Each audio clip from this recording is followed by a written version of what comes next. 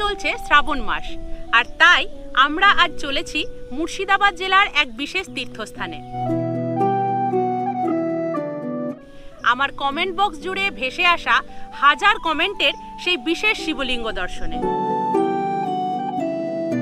এক প্রত্যন্ত গ্রাম যেখানে বাবার বাস নির্জনে। ভাবছো কোথায়? আজ আমরা চলেছি বাবা বন্যেশ্বর ধামে।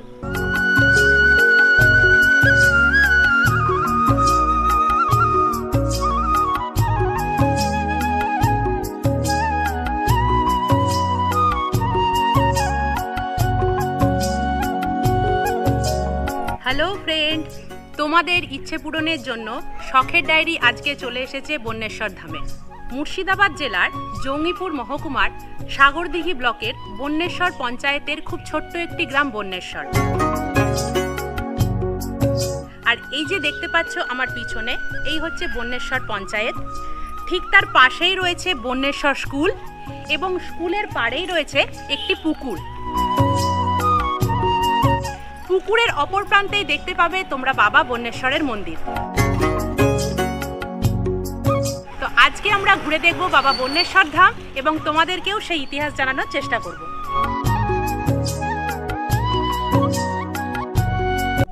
আমি চলে এসেছি একদম মন্দির চত্বরে, আর দেখতেই পাচ্ছ এরিয়াটা অনেক বড়। এই মন্দিরে ঢোকার মুখেই তোমরা দেখতে পাবে বট এবং অশ্বত্থের গাছ, যা এই পরিবেশটাকে খুব মনোরম করে তুলেছে। আমি এখন চলে এসেছি মন্দিরের পূর্ব দিকে, এবং এই পূর্ব দিকেই দেখতে পাচ্ছ রয়েছে মন্দিরের মূল প্রবেশপথ। আর এইটা হচ্ছে মন্দিরের দক্ষিণ দ্বার। এই দক্ষিণ দ্বারে রয়েছে মন্দির থেকে বেরিয়ে যাবার পথ, এবং তার উল্টো দিকেই রয়েছে মন্দিরের দিঘি। এই হচ্ছে মন্দিরের পশ্চিম দিক। এই পশ্চিম দিকে তোমরা পাবে বিশালাকার একটি তুলসী মঞ্চ। বন্যেশ্বর বাবার এই লিঙ্গ একটি অনাদি লিঙ্গ। এই বাবার আবির্ভাব সম্পর্কে অনেক প্রচলিত গল্প আছে। শোনা যায় 300-350 বছর আগে এই এলাকা ছিল বনে জঙ্গলে পরিপূর্ণ। সেই সময় বীরভূমের নলহাটির বাড়া গ্রামের এক গোয়ালা পরিবারের গাভী এই বনে এই নির্দিষ্ট স্থানে এসে দুধ দিয়ে যেত। এলাকাবাসী এই ঘটনা প্রত্যক্ষ করে এবং এই বন জঙ্গল কেটে দেখতে পায় বাবার অনাদিলিঙ্গ।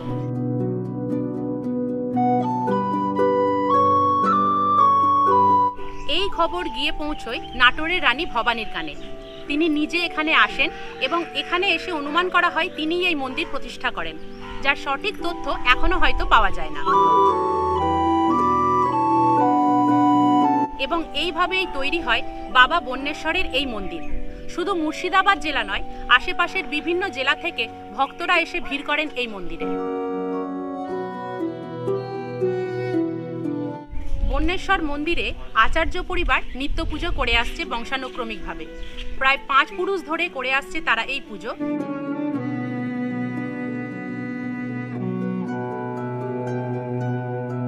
তো এখন এই মন্দিরের নিত্য পুজো হবে, তো চলো গিয়ে বাবার দর্শন করি এবং নিত্য পুজো দেখি।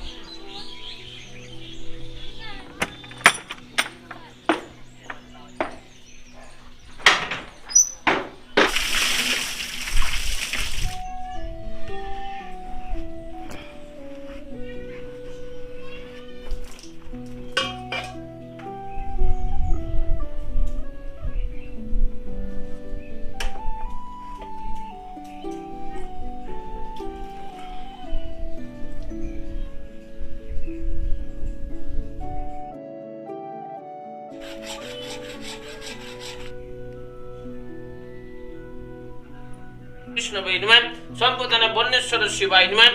মাধব মাধবাজি সাধব সর্বকার্যেষু মাধব।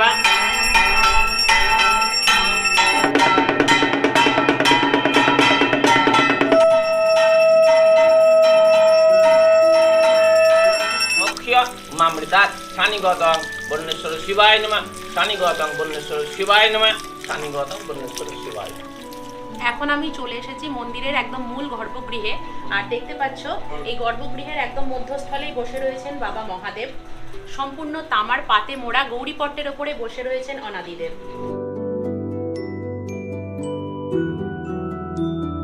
এই মন্দির মন্দিরের পুজো করে আসছে আচার্য পরিবার 5 পুরুষ থেকে, এবং বর্তমান যিনি পুরোহিত সরানন আচার্য মহাশয়।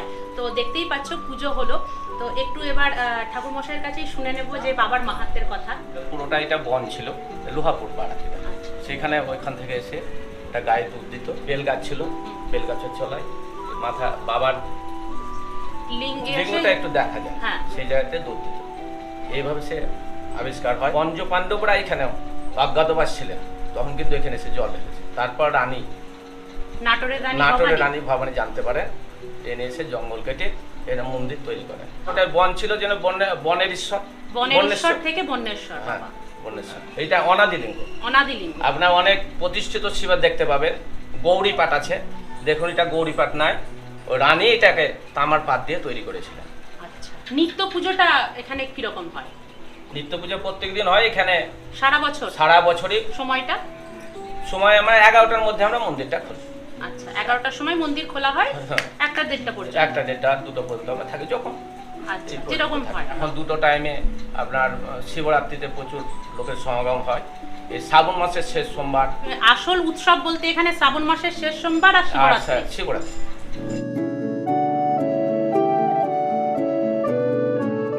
তোমাদেরকে বলি যে এই বাবাকে কিন্তু কোনো রকমের অন্নের ভোগ বা রান্না করা ভোগ দেওয়া হয় না।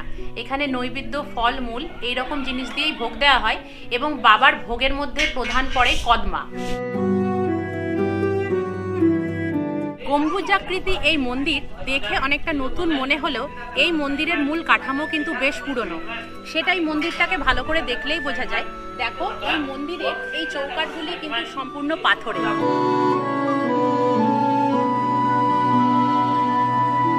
এই মন্দিরে চলে নিত্য পুজো, কিন্তু শ্রাবণ মাসের শেষ সোমবার এবং শিবরাত্রিতে হয় ব্যাপক ভক্ত সমাগম।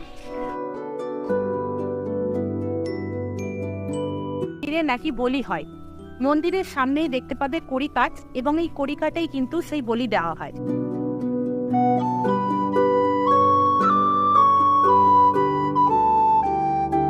কিন্তু তোমাদেরকে জানিয়ে রাখি, সেই বলি বাবা বন্যেশ্বরের নামে উৎসর্গ করা হয় না, সেই বলি হয় কাল ভৈরবের নামে। মন্দিরের ঠিক সামনেই দেখতে পাবে তোমরা এই দিঘি, যেটিকে বলা হয় দধিসাগর। এই দধিসাগর প্রতিষ্ঠা নিয়েও কিন্তু অনেক মতভেদ রয়েছে। কেউ কেউ মনে করেন এই দধিসাগর রানী রাসমণি প্রতিষ্ঠা করেছিলেন, কিন্তু এখানে এসে সেবায়িতদের সাথে কথা বলে আমি জানতে পারলাম যে এই মন্দির প্রতিষ্ঠার সাথে সাথে এই দধিসাগর প্রতিষ্ঠা করেছিলেন কিন্তু নাটোরের রানী ভবানী। এবং বলা হয় যে এই দধিসাগর প্রতিষ্ঠার সময় পুকুর খনন করে প্রচুর পরিমাণে দুধ ঢালা হয়েছিল, এবং তারপরেই উঠে এসেছিল জল, তার জন্যই এই রকম নাম দধিসাগর। বন্যেশ্বর ধামে আসা প্রত্যেক ভক্তদের কাছে এই দধিসাগরের জল খুবই পুণ্যের, এবং এই দধিসাগরের জল নিয়েই কিন্তু বাবাকে স্নান করিয়ে নিত্যদিনের পুজো শুরু হয়। এই মন্দিরের পাশেই রয়েছে এই মন্দিরের অতিথিশালা। দূর দূরান্ত থেকে ভক্তরা এসে চাইলে এই অতিথিশালায় কিন্তু থাকতেই পারেন। শ্রাবণ মাসের শেষ সোমবার এখানে যে বিশেষ মহোৎসব হয়, তার জন্য দেখো প্রস্তুতি শুরু হয়ে গেছে, এবং এখানে প্যান্ডেল বাঁধার কাজ চলছে। এই হচ্ছে সেই অতিথিশালা, এবং এখানেই মহোৎসবে যে 25-30 হাজার ভক্ত সমাগম হবে, তাদের খাবারের যে আয়োজন তার ভান্ডার মজুত করা হচ্ছে। অতিথিশালার পাশেই দেখতে পাবে একটি সমাধিস্থল। পেরিদাস নামে এক সাধক এই বন্যেশ্বর ধামে এসেই সিদ্ধি লাভ করেছিলেন, এবং তার স্মৃতির উদ্দেশ্যেই তৈরি করা হয়েছে এই স্মৃতিমঠ। বর্তমানে আমরা 3টে শরীর, এটা এই মন্দিরের সেবায়িত। আমি প্রদ্যুৎ কুমার ব্যানার্জি এটার অর্ধেকের অংশীদার, আর তপনাথ চ্যাটার্জি, ভূতনাথ চ্যাটার্জির ছেলেরা, এরা মোটমাট 7 জন, এরা অর্ধেকের অংশীদার। তো আমরা সেবায়িত হিসেবে কাজ করি। আমাদের পুরোহিত আছে, স্থায়ী পুরোহিত, তারপরে আপনার ঢুলি আছে, নাপিত আছে, তারপরে ঝাড়ুদার আছে। এই হচ্ছে বর্তমান পরিস্থিতি। এককালে এটা জঙ্গল ছিল, জঙ্গলে একটা গায়ে এসে দুধ দিত, এটা লক্ষ্য করেছিল কিছু লোক, যতদূর সম্ভব এটা রানী ভবানীর কাছে খবর যায়, তাছাড়া এটা রানী ভবানীরই তৈরি। এবং ওনার কাছে যখন এই সংবাদ যায় তখন উনি এই জায়গাটাকে খনন করে দেখেন যে একটা অনাদিলিঙ্গ এখানে আছে, এবং তাকে স্বপ্ন দেয় যে তুই এখানে মন্দির তৈরি কর। তখন তিনি এখানে এই মন্দিরটা তৈরি করেন। দধিসাগরটা আমার ধারণা যে রানী ভবানী, এই যে সামনের পুকুরটা দধিসাগর, উনি হয়তো খনন করেছিলেন। তো ওই জলে আমাদের এই শিব মন্দিরের পুজো টুজো হয়ে থাকে। বেশিরভাগ শিব মন্দিরেই বলি দেখা যায় না, কিন্তু এখানে বন্যেশ্বর বাবার এখানে বলি হয়, এইটা একটু যদি বলেন। দেখুন, বেশিরভাগ শিব মন্দিরেই কিন্তু কোনো বলিদান হয় না। আমাদের শিব মন্দিরে বলিদান হয়, এটা একটু এক্সেপশনাল ম্যাটার। তো যাই হোক, তো সেটা কিন্তু আমাদের শিবের নামে কোনো উৎসর্গ হয় না বলিদানটা, এখানে ভৈরবের নামে উৎসর্গ হয়। 3 মাসে বলিদানটা বন্ধ থাকে, বৈশাখ মাস, ভাদ্র মাস আর পৌষ মাস, তা বাদে বলিদান হয়। আর আমরা যারা সেবাই, তাতে আমাদের 3টে করে বলিদান দিতে হয়। একটা আষাঢ় নবমী বলে আছে, দশমী, বিজয়া দশমী, একটা বিজয়া দশমী আর চৈত্র সংক্রান্তি। আর বাকি জনসাধারণ ওই সোমবার বা ফাল্গুন মাসে মেলার সময় তখন বলিদানটা দিতে থাকে। যারা সন্ন্যাসী, আশ্রমের সন্ন্যাসী, তারা বলে যে বলিদানটা তোরা তুলে দে, বলিদানটা ঠিক নয়। কিন্তু দেখুন, যেহেতু পূর্বপুরুষ থেকে চলে আসছে, সেহেতু কেউ আমরা কিন্তু এই জিনিসটাকে তুলতে সাহস পাচ্ছি না। কারণ আমার যিনি পণ্ডিত মশাই, তিনি একদিন বলেছিলেন যে প্রচলিত কোনো পারিবারিক যে ইয়েগুলো, সংস্কারগুলো বা এই ধরনের বলিদান বা যে কোনো জিনিস বা পুজো, এগুলো বন্ধ করে দেওয়ার পর কোনো পরিবার কিন্তু ভালো নেই। পুরো শ্রাবণ মাসটা, শ্রাবণী সোমবারে ব্যাপক যাত্রী হয় শিব মন্দিরে জল ঢালার জন্য, এবং শেষ সোমবারে যত যাত্রী আসে, যেই আসে তাদেরকে খিচুড়ি খাওয়ানো হয়। এবং পুলিশ প্রশাসন আমাদের ফাল্গুন মাসে যে মেলাটা হয় সেটা, এবং যে শ্রাবণ মাসের যে অনুষ্ঠানগুলো হয় সেগুলোতে পুলিশ প্রশাসনের আমরা যথেষ্ট সাহায্য পাই। তো এই হলো মুর্শিদাবাদ জেলার বিখ্যাত বাবা বন্যেশ্বর ধাম। তোমাদের অনুরোধে আমি আজকে এখানে এলাম, মন্দির ঘুরে দেখলাম, তার সাথে ঘুরে দেখাবার চেষ্টা করলাম তোমাদেরকেও। আশা করি তোমাদের এই ভিডিওটা ভালো লেগেছে। যদি ভিডিওটা ভালো লাগে তাহলে প্রচুর পরিমাণে শেয়ার করো, কমেন্ট করে জানিও তোমরা কে কে দেখলে এই ভিডিওটা, এবং তোমরা বাবা বন্যেশ্বরের দর্শন অবশ্যই করে যাও। ভিডিওটা ভালো লাগলে লাইক করো, আর এই রকম ভিডিও পেতে অবশ্যই চ্যানেলটা সাবস্ক্রাইব করে রেখো। আমার ফেসবুক আর ইনস্টাগ্রামেও তোমরা ফলো করতে পারো। খুব তাড়াতাড়ি দেখা হচ্ছে আবার নতুন কোনো শিব দর্শনের ভিডিওতে। আজকের মতো ভিডিও এখানেই শেষ করছি। জয় বাবা বন্যেশ্বর।